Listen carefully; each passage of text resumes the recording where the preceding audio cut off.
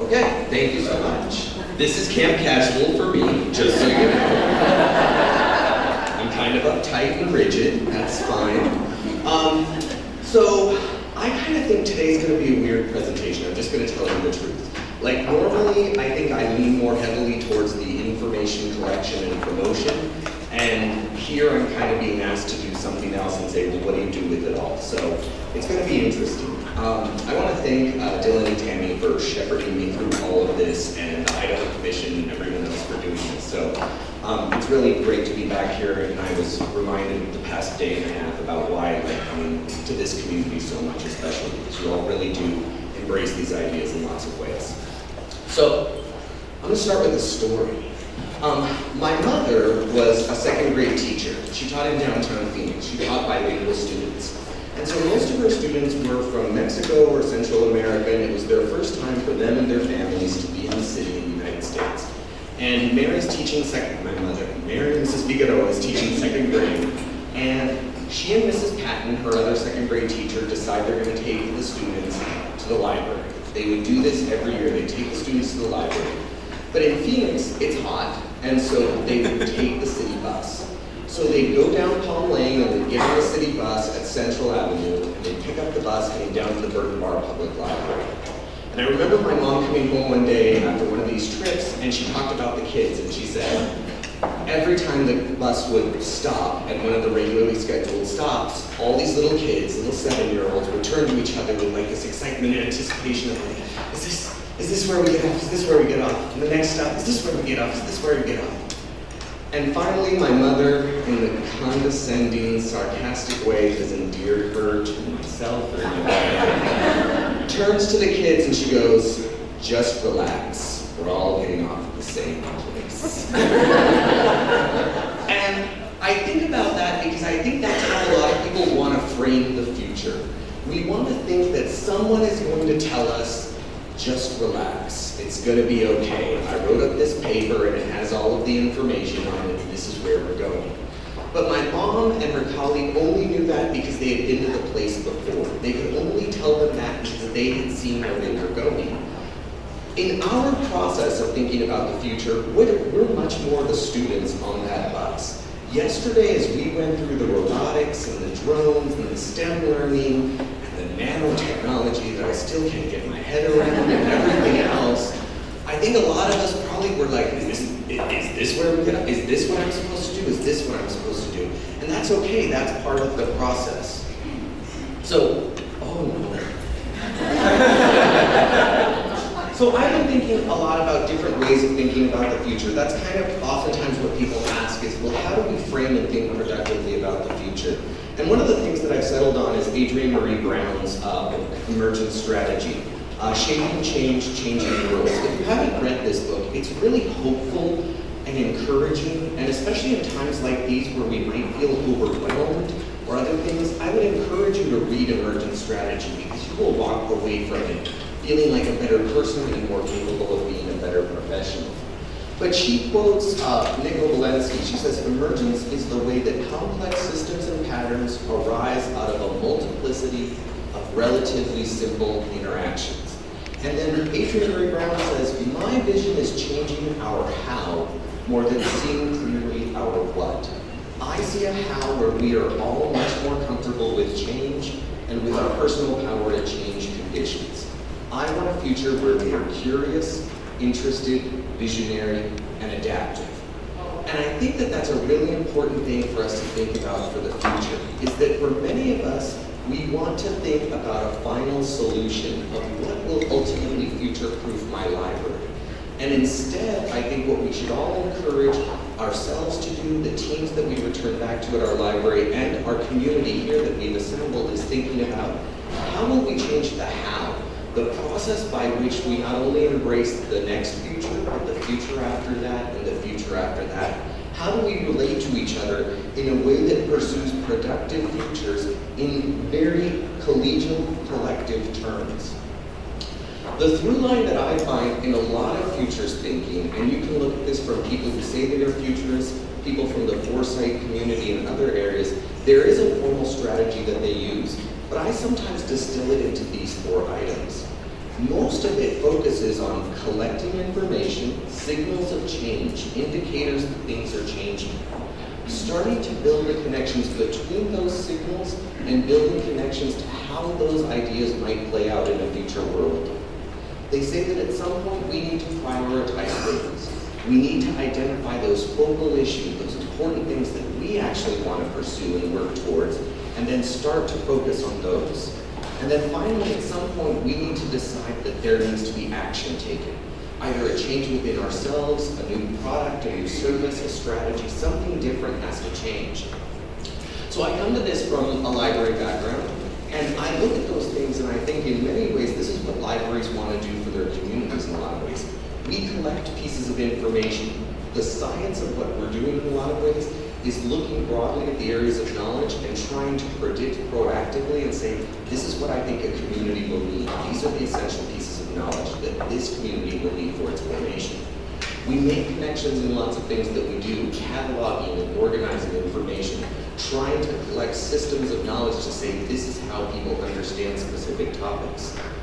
Those of us who work with reference tests, or the conversation we were just having about actual information, knows that at some point we need to prioritize for our users and say, these are the good things, these are the good resources that you should follow, these resources are okay, and these resources, they might be a little suspect, or perhaps they're not fulfilling the category of information that you want.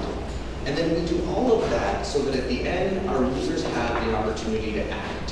Whether it's to read a book, or fix something at home, or pursue some new level of information, they have that opportunity to act. I think the thing that we need to think about, especially with the future, is that we need to recognize that it does involve a team. No individual is capable of doing this on their own. No individual should be specifically charged with thinking about their future as an institution, thinking about the future of their institution. We need to think about how we leverage a larger network, how we collectively think about the how, rather than putting privilege on one particular individual or category. So thinking about the future involves a team.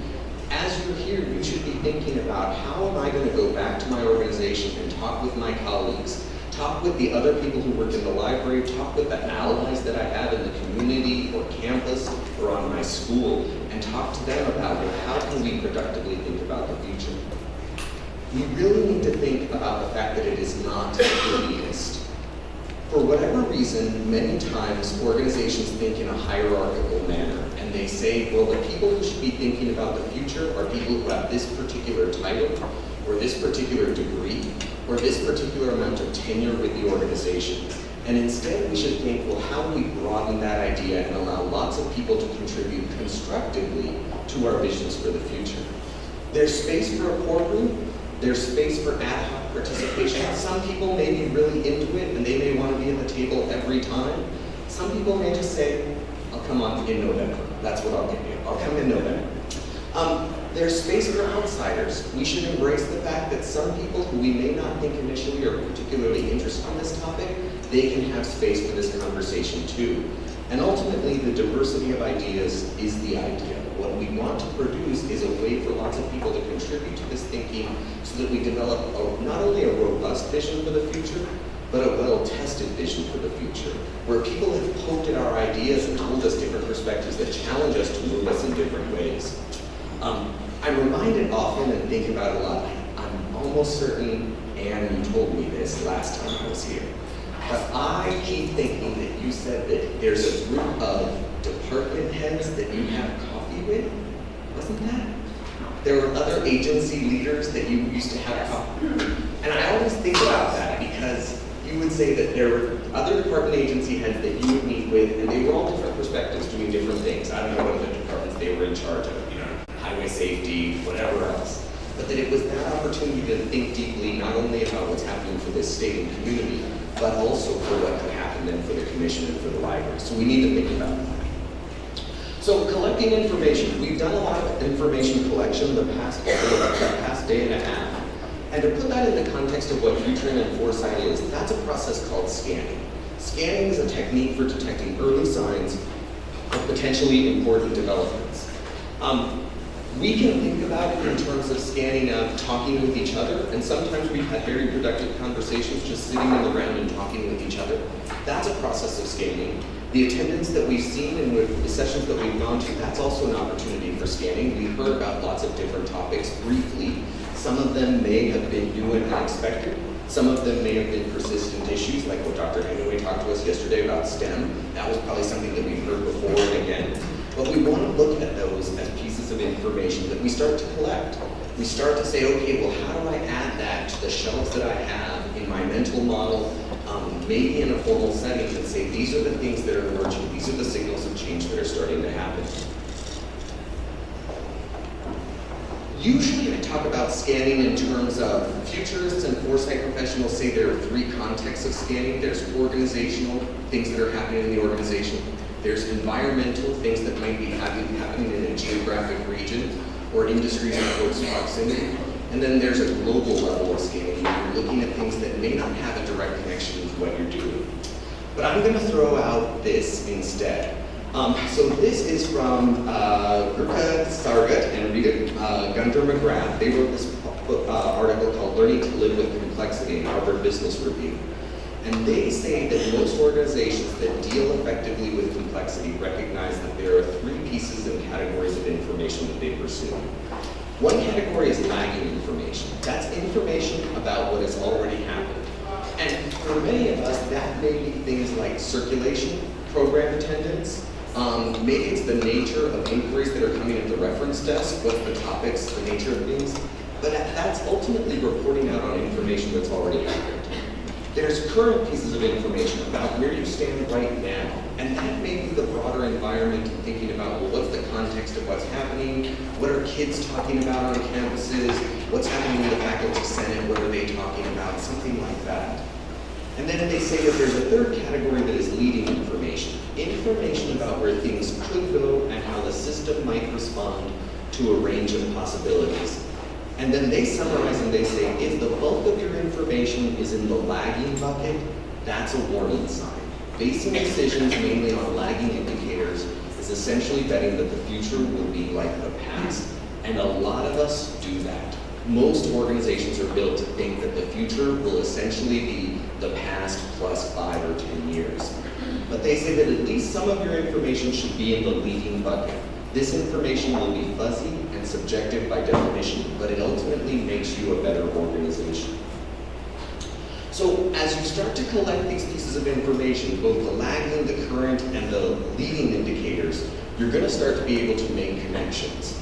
Those connections, I think, in many ways are stories. For futurists and foresight professionals, they'll say it's something like forecasting or scenarios. The basic definition that I often use for forecasting is that it takes what was generated in scanning and uses it as the basis for creating both the baseline future, present trends continued, as well as alternative futures. So this is from Peter Bishop and Andy Hines in their book, Teaching About the Future. Basically what they're saying is that you write a story. You say, I read this particular article and I can tell you a story about it. So I can tell you that either the thing progresses as is, it stays exactly the same, or else it gets better, or it might get worse. And just by doing that activity, you start to imagine a future world and challenge and push yourself to think about how you fit into it. Think about what happened, over the past couple of days. So Dr. Hemingway gave us essentially a forecast of what might happen to Idaho if we don't invest in STEM learning. That's basically what she did. She envisioned both a positive future, where libraries and schools contribute to STEM education, and new businesses and companies come here, and individuals are more inclined to think about science and build that into their play. She also predicted what might happen if we don't invest in STEM education, a decline in population and other types of things. We can think about what Stephanie and Tammy talked to us, and they gave us a forecast about what a lonelier world might look like. And we start to see all of those indicators of loneliness out there. Michael Samuelson, did anyone go to the robots session? So I thought the robotics thing was really interesting because he was talking about lots of different opportunities for robotics and where they might be going to construct new things, to deliver materials, to do any one of a number of things. And then back to that nanoscale technologies, Dr. Zagerman was talking about something that is still very much emerging in the future. And that was a forecast about how information might be stored and deployed and delivered. Who was the woman who asked the question about retrieving photos from? So I was like, they get it. That person took that little nugget of information, and man, you librarianed it because you went out. It's not just about storage. You critically analyze it and you're like, storage is great, but it's nothing without retrieval. So I love that. I mean, but you're doing that forecast, you're pushing it out there and asking, well, how will it relate to other people? The weird thing, and I think where sometimes people get tripped up, and perhaps this might emerge as you engage in these activities today, is that somebody will throw something out and just playfully suggest that idea of like, well, how would we retrieve photos or something? How would that exchange things? And sometimes we're inclined to challenge that if that's truth. But it's really important that we understand that a forecast isn't a prediction. It can just be one way of thinking about what may happen in the future. We don't know that that transmission of photos or something else will happen at the nanoscale of technology. But it's really interesting, and it was a provoking question because it made us all think about, well, what could happen if that were the truth? And in the dialogue that happened in that room, I think a lot of people started to understand, well, other steps would have to happen in the space between. New technologies would have to emerge. Consumer-grade technologies would have to start to come into market to make those visions possible. And we understand the paths that would have to unfold to make that future happen. But we have to give ourselves that amount of freedom to think in those directions and to talk collectively without criticism, without particular judgment, but with a certain degree of inquiry and openness to that idea to challenge those. Ultimately, I think it's the reactions of interactions of people to the problem that really help us understand not only possible solutions, but also tensions, concerns, and the opportunities for the future. We're going to encounter a lot of tensions. I think in that same session, I think someone else raised issues of research funding and capitalism, right? Yes? And so I love that because I think you were also pursuing that idea of there are tensions in this future. And we need to look at these critically and ask ourselves, how do they make us feel as individuals? And how do they make us feel about the communities that we want to inherit? And if we just let these ideas wash over us and just say, we'll take it, we'll run with it, then that's fine. That's going to be the baseline future continues. But if we want to challenge ourselves to pursue something new, we're going to have to insert those tensions. We're going to have to ask ourselves, well, how does this make me feel? Is this the right future that I want? Or are there problems in this future, and how would we overcome some of those? Ultimately, think of the stories that you tell about the future as tools, like exercise equipment. They strengthen an organization for whatever does come to pass. If we actually work in our networks collectively and start to talk about these futures, when things actually do happen, whether it's 3 months from now, or a year from now, or 5 years from now, as an organization, we will have the benefit of saying, we talked about that. We thought about these things. We understood what was coming and what was happening. Maybe we didn't nail the prediction, but we all had that sort of critical awareness when we saw the pieces and component parts that could happen. That ultimately prevents surprises.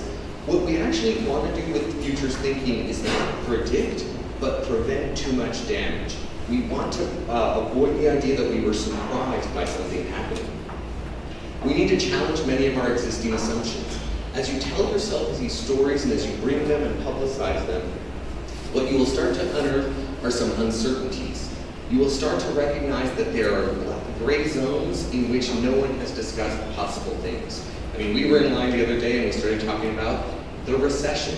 And a lot of people say we are heading towards a recession. And that doesn't mean it's a prediction that we will encounter a recession. But I think that idea that we are challenging our existing assumptions that everything will continue might strengthen our capacity for thinking about those opportunities that may present themselves positive or negative. We also start to encounter this process of consolidating and prioritizing. As we tell these futures, there will be some that are immensely hopeful, and we will start to say, this is the future that I want to pursue. There might also be other futures where we start to say, there's no interest in that, we don't need to pursue it in a real way. And ultimately, we want to improve our decision-making and strategy setting. We start to figure out where those tensions are, where those opportunities, where the optimism is, and we start to say, these are the directions that we're going to move toward.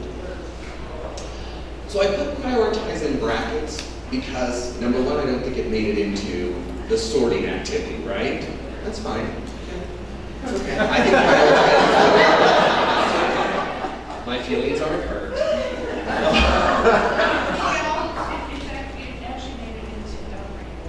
Oh, so that's why I put it in brackets. I put it into brackets because I think prioritize is one of those things that you do at every step of the process. What do I mean by that? So I think sometimes when we pursue trends, some of us have an obsession with the bright, shiny object. And so we run after every trend. And we're like the kids, and we're like, this is our stop, this is our stop, this is our stop. But those kids don't get off at the stops. They keep thinking like we're going to go where we're going to go. So we don't want to get off the bus at every trend we see. We want to figure out how it actually fits into the journey that we're pursuing. As a profession, we're very fortunate because we're not pursuing commercial gain. We're not pursuing popularity in a broad commercial sense.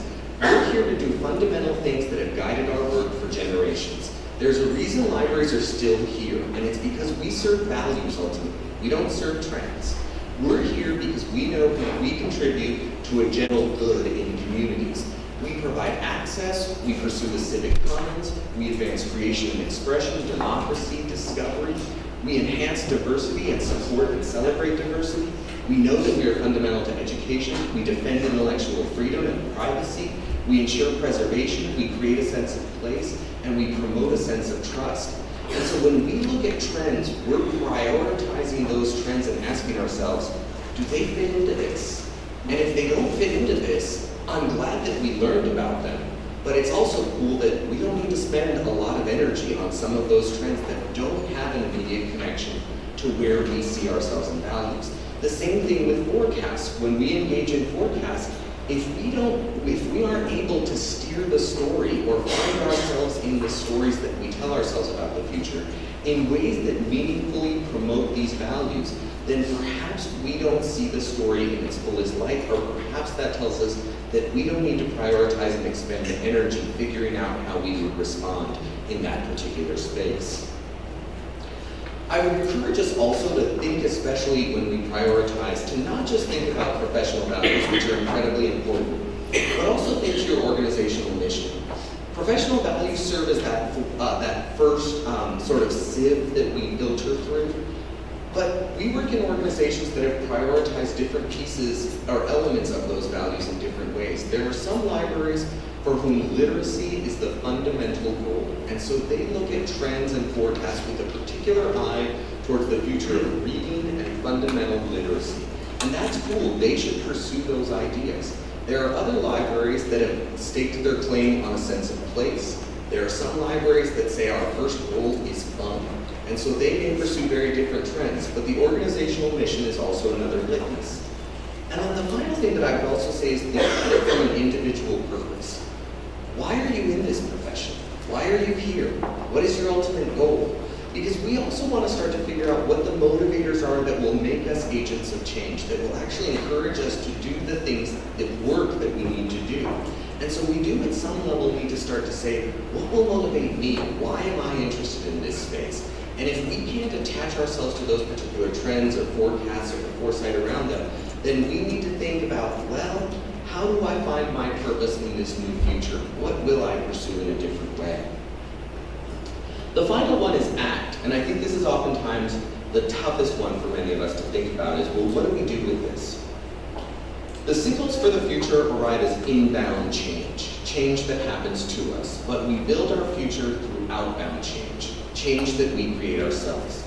So part of this is that we have to reconcile the fact that most of the future is going to be constructed from things that happen broadly in other sectors outside of our work. This is not to say that libraries are any less powerful than any other sector or agency. This is the truth for every individual and institution and organization or profession. We live in a world of complexity and with lots of different agents of change. And so no matter what position you sit in, the fact is that you will usually be the minority in the world of emerging change. But we build our agency and we find our power by saying an openness to that change filtered through the lenses of our values, our mission, our individual purpose will allow us to say, I can use these trends and changes and push them back out into the world in a new and different way that helps people understand the purpose of the library, the purpose of my work, the mission of my school or university, whatever it may be, in a new and different way. These can sometimes be incremental adjustments, and I think most of us see this again and again in libraries that are just doing incremental changes to what they traditionally do. There was a session yesterday about lending new and different things, right? So that is an incremental adjustment to a traditional service of sharing. Basically, what they started to recognize was that beyond books, we can also build other things into our catalogs and circulation systems and just make that minor incremental adjustment to what we do. STEM and STEAM learning, the instruction that we saw last night, that was basically saying you can do this sort of instruction in a new and different way, convey information and interest people in literacy skills by doing active learning and demonstration with science and other tools that we have. And that's an incremental adjustment to our programming. We should recognize that most of libraries' history has been incremental adjustments. Many times libraries stand in one particular area and say, we are going to collect books for the good of knowledge in our community. And then novels become more popular, and we make the incremental adjustment of adding novels to our collections. And then romance and genre fiction comes in, and we make incremental adjustments to let them in. I think finally in the 1970s, New York Public Library let series fiction into their collections. It's all incremental adjustments, and that's fine. We also need to recognize that there's opportunities around new language and new connections, and this can sometimes be one of the big secret weapons that we have when we start to look at trends and changes, is that the world is having a dialogue in language that is different from what libraries are talking about. While I appreciate when people say, you know, how wonderful libraries are, and from the inside out we can project that information, but the rest of the public doesn't think about libraries the way that we think about libraries. So a lot of times what we have to do is start to adapt the language that they're using, the emerging ideas that they're seeing, and translate those through our lens and show them that there is a possible future for drones, for robots, for self-driving cars, for whatever it may be. We have to make those new connections for them because they will not make those connections for us. And ultimately, and this is perhaps where we want to push towards what Rolf is talking about, their bigger visions, you know, collaborative ideation is the ultimate pursuit. The big changes that we're going to want to make, those are not built from individuals working. Those are built from teams working collaboratively together. When those teams get together and envision a really big purpose, that's the collaborative idea, the big shifts that will make our changes possible. This is from Ryan Gravelle. He wrote this book called Where We Want to Live, Reclaiming Infrastructure for a New Generation of Cities. Ryan Gravelle is an urban planner who is responsible for the Beltline in Atlanta. For those people who aren't familiar with Atlanta, it's mostly a car-driven culture. It's basically been, the downtown has basically been, well, underdeveloped because most people move to the suburbs with racial integration and other ideas. And so Ryan Gravelle started to see a real decline in what was happening between communities. Atlanta is also encircled by underutilized railroad tracks that previously had a purpose but no longer did. And so as a graduate student at Georgia Institute of Technology, he started to envision this opportunity of what if we reactivated those corridors with the underused railroad tracks? What if we turned those into parks and green spaces, invested with arts, invested with cultural programming, other types of things? How would that shape our future? He says that if we shape our vision around only what seems possible today, we surrender our opportunity to structure a really great life for ourselves.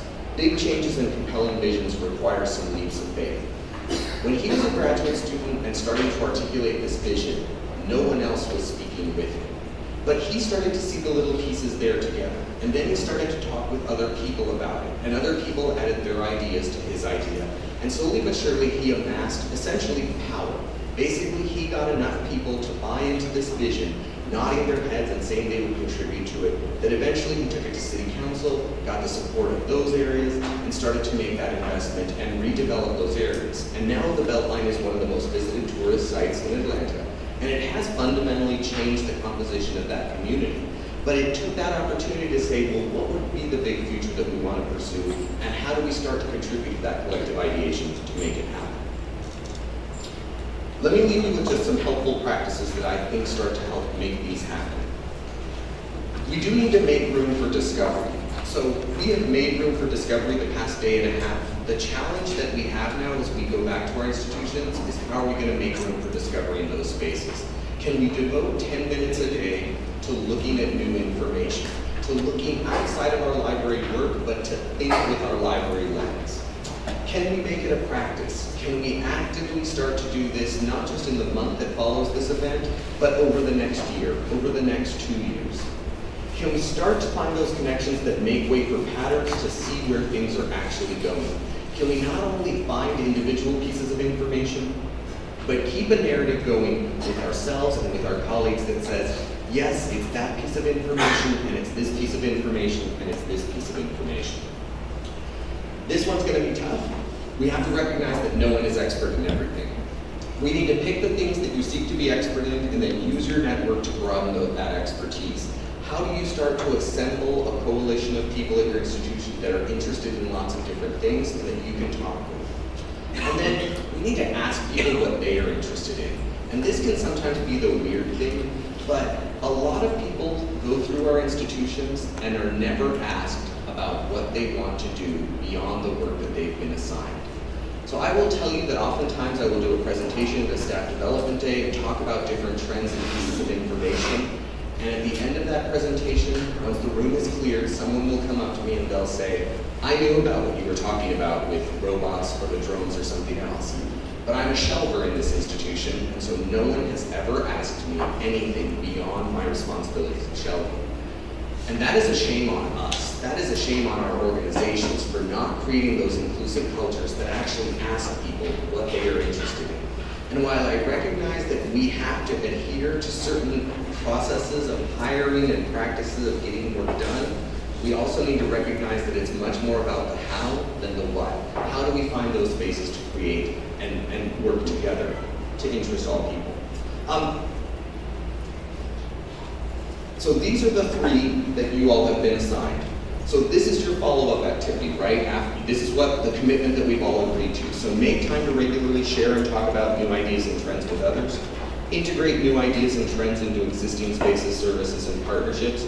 Track and follow new and developing ideas and trends as they relate to your library.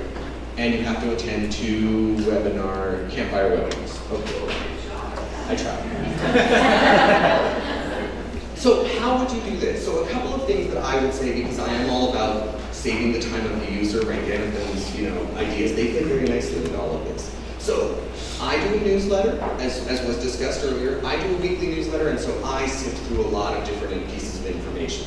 Other people do lots of really great e-newsletters right now as well. So if you're interested in what's happening among young adults and youth, there's tools like Y-Pulse that basically looks at what millennials are doing. If you're interested in education, there's a great resource called Education Dive that does a daily summary of new and emerging news in both K-12 and higher education. They also do one for retail. So if you're really interested in what's happening in the stores and customer experience, look at Retail Dive.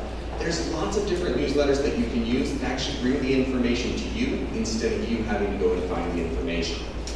The other thing is that when you want to make time with your colleagues, try and think about it not just at the start of a department meeting or an all-staff meeting, but try and think about, well, can we devote 1 coffee break or 1 lunch break to talking with somebody new and asking them about what's happening in their lives.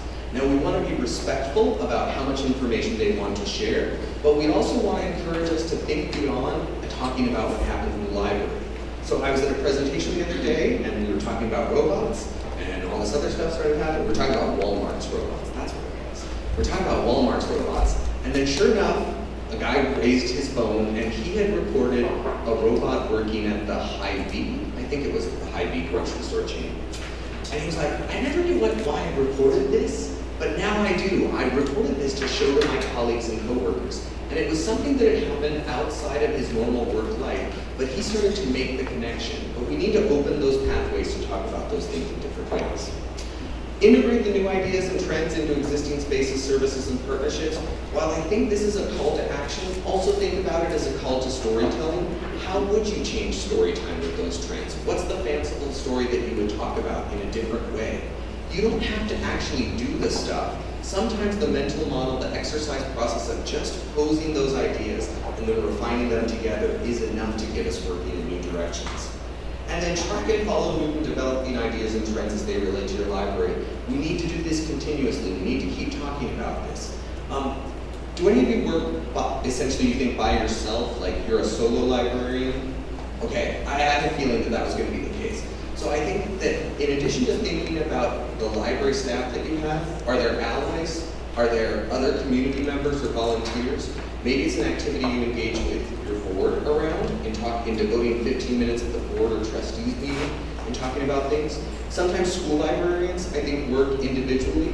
I would encourage us to think across perhaps our school district or school system or other neighboring or adjoining school districts and systems and how we might be able to talk in those sorts of narratives across different people. Remember, it doesn't just have to be that elite group.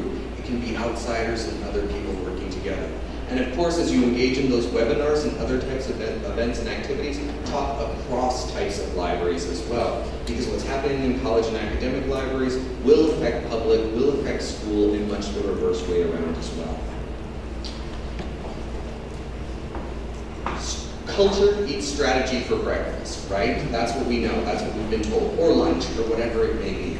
I think that's why Adrienne Marie Brown is getting to this. It's not about figuring out a perfectly laid out strategic plan or exact strategy. It's much more about how we change ourselves as people and as organizations and cultures. We want to create the how rather than creating this sort of idealized what. It is a process, it is a change in behavior. That's okay, we just need to embrace that idea.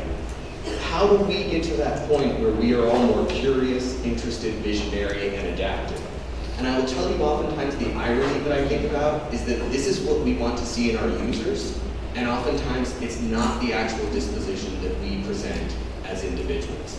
And that's a tough tension, but we have to start thinking about how do we become the people that we want to serve, because we have to do this for ourselves. So, I want to thank you so much for giving me this time today.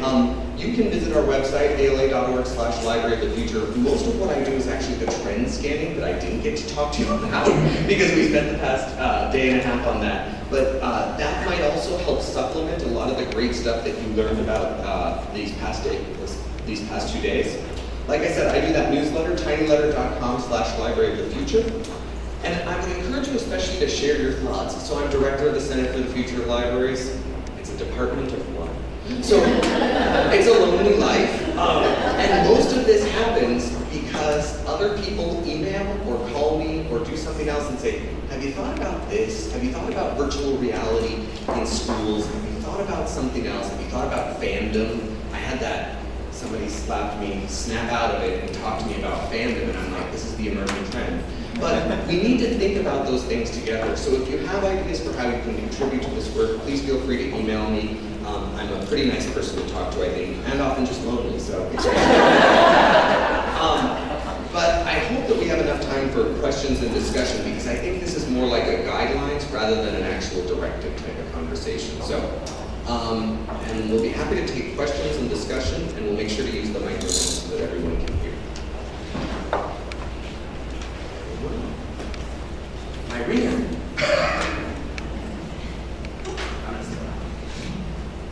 Thank you, Miguel. It was awesome.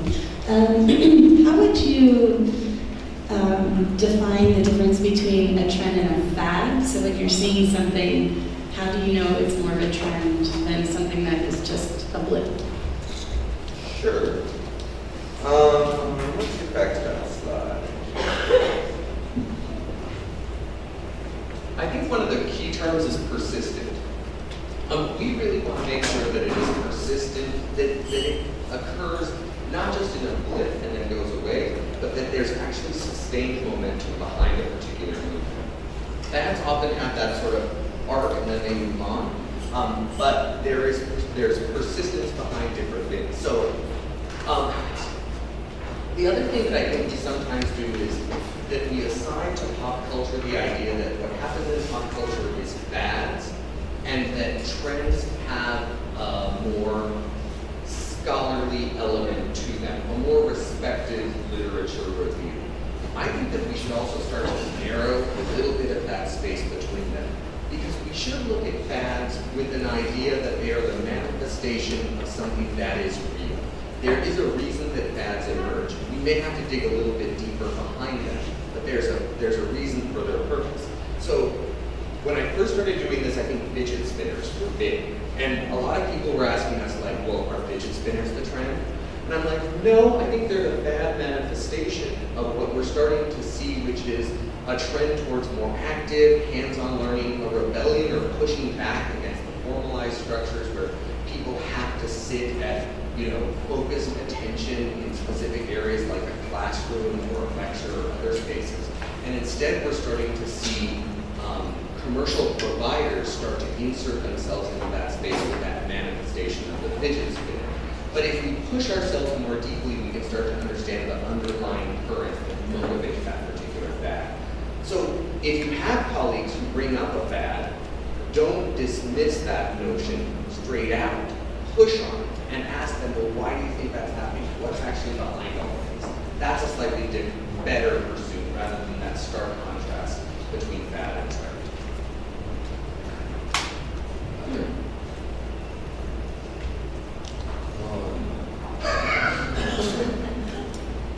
Anybody have a question, Miguel? We all just want extra time in our day. Good dorm sleep, huh? Okay. I'll hang out. Okay. All right. Great. Thank you so much.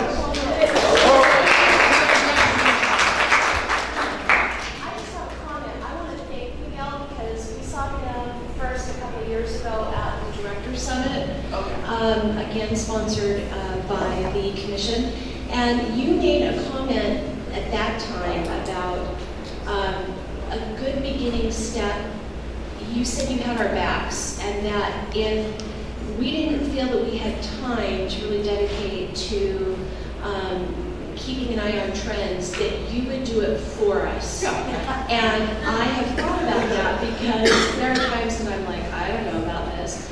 And I know that I can either contact you or it would be somewhere on your radar, hopefully, with more information there. So I've always appreciated that from you and from your when we were in office, which is great. Yeah. So, I think this is a big undertaking, I think. How many of us have a full-time job?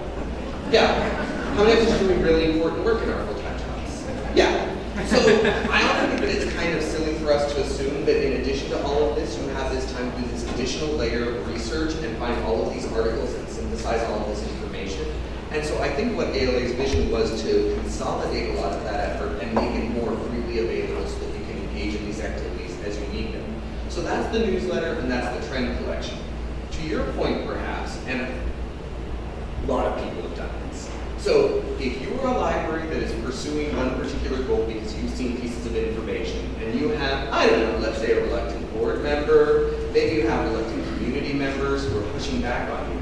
Sometimes we can also start to articulate that particular trend within the center and give you the motivation or evidence, I guess, that you sometimes need to go to that board and say, look, somebody else has digested this trend for us. They put together all the pieces and made those predictions. And sometimes that can be a compelling argument for certain people who do prioritize expertise over the general knowledge that all of us have. So if I can be that person as well for you and help you kind of sift through pieces of information, we're very happy to do that, especially because it has a collective benefit for all of us.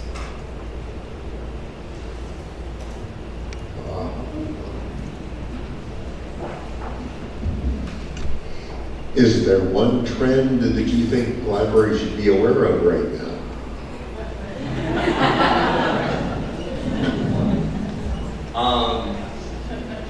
So, and I think I talked about this at the director's meeting. So if I were currently upset about any one thing, I would be deeply concerned about competition in public space. Competition and the privatization of public space. One of the enduring trends that I often talk about is what's happening in retail and restaurants. And retailers, if we are watching retailers closely, they are moving towards a model of experiential retail. That's what the industry calls it. And basically what's happening is that retailers recognize that they can't just be warehouses for things and sales transactions, that especially in an online economy, they have to build their physical spaces to be active spaces for learning and engagement. And many of them are pivoting towards that. We can especially look towards things like Apple. So what Apple stores have started to do is pivot away from just being a space for laptops and iPads and phones. And instead, if you look at some of the new iterations of Apple stores, they are terming themselves town squares. We should be deeply troubled by this. If you go into the Apple Town Squares, it's a lot of flexible furniture. There are meeting rooms that you can rent out. There are after-school coding clubs. There are e-book clubs. You can do classes. You can go to lectures, musical performances, and it's all in this beautiful atrium-style space. That should be concerning enough to us because whether intentionally or unintentionally, they are starting to encroach on traditional third spaces that museums, parks departments, community-based organizations, and especially libraries have invested in. What's happening, especially in places like DC, the newest Apple Town Square recently took over the old Washington, D.C. Carnegie Library, the original Carnegie Library Central Library, which, okay, let's talk about this in two ways. So the first thing is that Apple paid for the renovation of a historic building, which was a benefit for the city. They also supported the relocation of the D.C. Historical Society that had been housed within that building. They helped move them into new buildings so that that organization could pursue its mission. But they've also now occupied what was traditionally a public space. And perhaps even more concerning is that they have access to the public park space that was adjacent to that building, and they have also created that as a privatized space. So they're going to make these spaces of interest to the people that can afford them. And we need to think very intentionally about how we define the values and benefits of public space, and specifically third spaces. How do we show that what Apple is doing, while seeming to provide a community asset and a space for connection and community dialogue, actually doesn't pursue those ends in the ways that truly publicly owned spaces do that? That's a very big difference that we're going to have to look at. So that's always that's the one that I keep going back to, the experiential retail and other concepts in there. It's a tough one for us to think about. We can also learn a lot from how they're organizing their spaces. And certainly yesterday's presentation from Rolf, we're starting to see many of those libraries that can afford to are adopting some of those models that translate back and forth. But there's long-term implications